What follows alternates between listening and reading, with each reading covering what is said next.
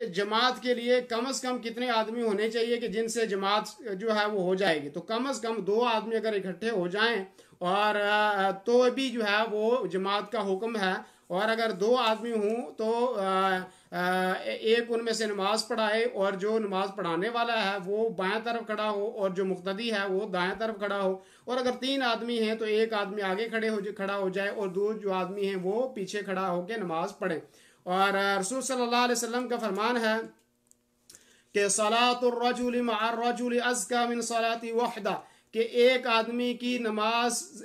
सलातुर रजुल मअर रजुल अज़का मिन सलाती वहदा, कि एक आदमी से बेहतर है कि 2 आदमी जो है इकट्ठे होकर नमाज पढ़ें। वसलातुहु मअर रजुलैन अज़का मिन सलातिही मअर रजुल, और अकेले आदमी की नमाज से बेहतर है कि 2 आदमी जो है वो मिलकर नमाज पढ़ें। वमा कान अक्सर फहुव अहब्बु इलल्लाहि तआला, और अगर इससे ज़्यादा है तो अल्लाह रब्बुल आलमीन को ये अमल उनका बहुत पसंद है। मुस्नद अहमद की रिवायत है, सुनन अबी दाऊद में भी रिवायत किया है, सुनन नसाई ने भी इसको रिवायत किया है, और सही इब्न हिब्बान के अंदर भी ये रिवायत मौजूद है, और इमाम हाकिम ने इसको रिवायत को जो है वो सही कहा है। इसी तरह मस्जिद में जो है अगर दूर मस्जिद है, कोई आदमी चल कर जाता है तो इसके लिए और अजर है और सवाब है, इसलिए कि अल्लाह के रसूल की हदीस है सही मुस्लिम की, इन आदम अन्नास अजरन अबअदहुम ममशन इलैहा, कि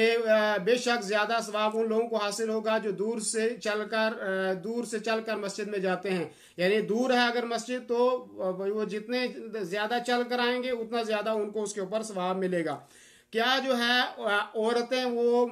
जमात में शरीक हो सकती हैं, नमाज में शरीक हो सकती हैं जमात के साथ? तो औरतें भी जमात के साथ मस्जिद में शरीक हो सकती हैं, इल्ला ये कि कोई ख़तरा उनके लिए लाहिक ना हो तो फिर वो मस्जिद में आ सकती हैं। इसलिए कि मुस्नद अहमद की रिवायत है, सुनन अबू दाऊद की भी रिवायत है, और सही सनद के साथ है कि अल्लाह के रसूल ने फरमाया ला तमनउ इमा अल्लाह मसाजिद अल्लाह, कि अल्लाह रब्बुल आलमीन औरतों को अल्लाह की मस्जिदों से ना रोको। फरमाया औरतों को अल्लाह की मस्जिदों से ना रोको, तो गोया कि औरतें जो है वो मस्जिद के अंदर जाकर अगर नमाज पढ़ना चाहें तो वो पढ़ सकती हैं, लेकिन उनको ये कोशिश करनी चाहिए कि खुशबू और ज़ेब व जीनत जो है वो इख्तियार करके नहीं आना चाहिए। इसलिए कि अल्लाह के रसूल ने फरमाया, सही मुस्लिम की रिवायत है, फरमाया अय्युमा इमरातिन असाबत बुखूरन फला तशहद मअना अल-इशा अल-आखिरा, कि वो औरत के जिसने बुखूर लगाई या खुशबू लगाई हुई हो तो वो हमारे साथ ईशा की नमाज के अंदर जो है वो शरीक ना हो। और अल्लाह के रसूल सल्लल्लाहु अलैहि वसल्लम का ये भी फरमान है व बुयूतुहुन्ना खैरुल लहुन्ना,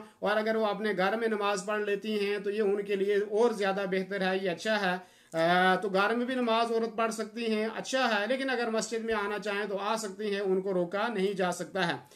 और नमाज के लिए निकलना और चलना ये मैंने बता दिया कि अजर का बाइस है। और जब आप मस्जिद में जाने के लिए घर से निकलते हैं तो आप अपना जो है वो दायां पाँव जो है आगे बढ़ाएं और उसके बाद ये दुआ पढ़ें, बिस्मिल्लाह तवक्कलतु अलल्लाह वला हौला वला कुव्वता इल्ला बिल्लाह। ये दुआ पढ़कर आप घर से निकलें, और इसकी भी बहुत बड़ी फजीलत है। और ये दुआ जो आदमी पढ़ के निकलता है तो उसको कोई चीज़ नुकसान नहीं दे सकती, और अल्लाह ताला उसके लिए काफ़ी हो जाता है, और अल्लाह ताला उसकी हिफाजत भी करता है। जब भी कोई आदमी घर से निकले तो ये दुआ पढ़ के निकले, बिस्मिल्लाह तवक्कलतु अलल्लाह वला हौला वला कुव्वता इल्ला बिल्लाह।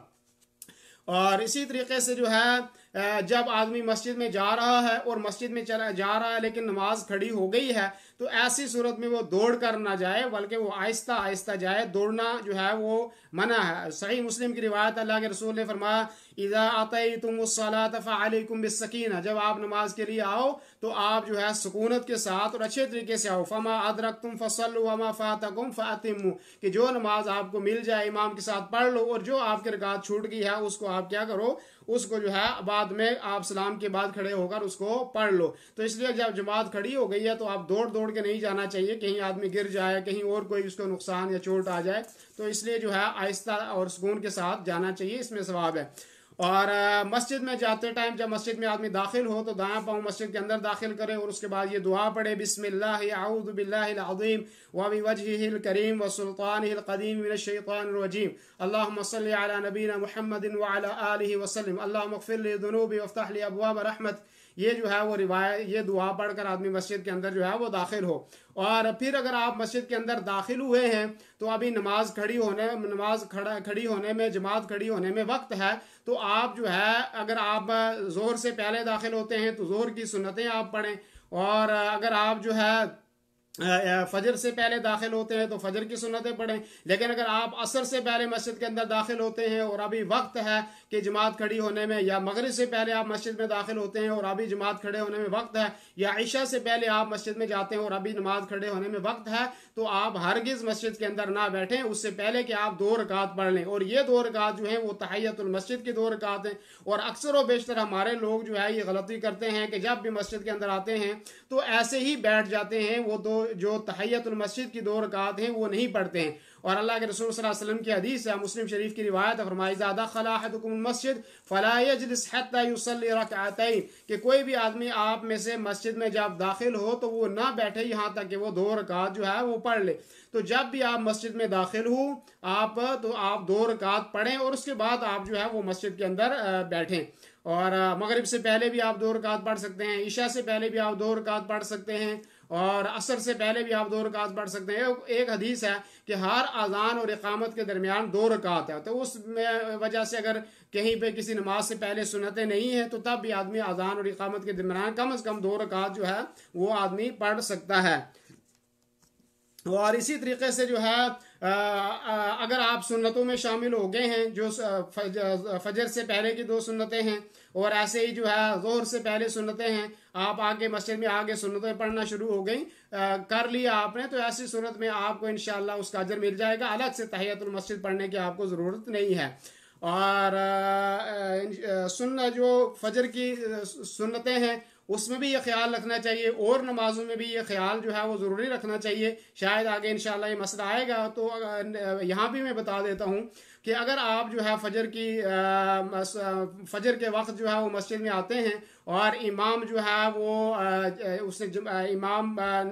जमात खड़ी हो गई है और इमाम ने क़िराअत करना शुरू कर दी है, तो ऐसी सूरत में अब आप जो है सुन्नतें ना पढ़ें। बेशुमार लोग मस्जिदों में कोनों में आकर जो है वो सुन्नतें पढ़ना शुरू कर देते हैं, तो इसकी मुमानियत है। अल्लाह के रसूल सल्लल्लाहु अलैहि वसल्लम ने फरमाया कि इज़ा उक़ीमतिस्सलाह फला सलाता इल्ला सलातल मक्तूबा, जब फ़र्ज नमाज के लिए इक़ामत हो जाए तो अब आपको सुन्नतें पढ़ने का इख्तियार नहीं है, अब आप सुन्नतें ना पढ़ें। ऐसे ही ज़ोहर की सुन्नतें आप पढ़ रहे हैं या और कोई सुन्नतें आप पढ़ रहे हैं, तो जब इक़ामत हो गई है आप जहाँ पर हैं वहीं पे अपनी नमाज तोड़ दें, और तोड़ने के बाद जो है आप फ़र्ज के अंदर शामिल हो जाएं। इल्ला ये कि आप जो है दुरूद शरीफ पढ़ रहे थे और सलाम फेरने के करीब थे और जो है वो इक़ामत हो रही है, तो ऐसी सूरत में आप जो है वो सलाम फेर लें और उसके बाद खड़े हों। बाकी जो है आपने 1 रकात पढ़ी थी और उधर जो है वो इक़ामत हो गई है, तो आप जहाँ भी हैं, चाहे 1 रकात आपने पढ़ी थी, चाहे आधी रकात पढ़ी थी, चाहे आप जो है दूसरी रकात के लिए खड़े हुए थे, आप सलाम फेरने की ज़रूरत भी नहीं है, वहीं अपनी नमाज तोड़ दें और उसके बाद जो है फ़र्ज नमाज के अंदर जो है आप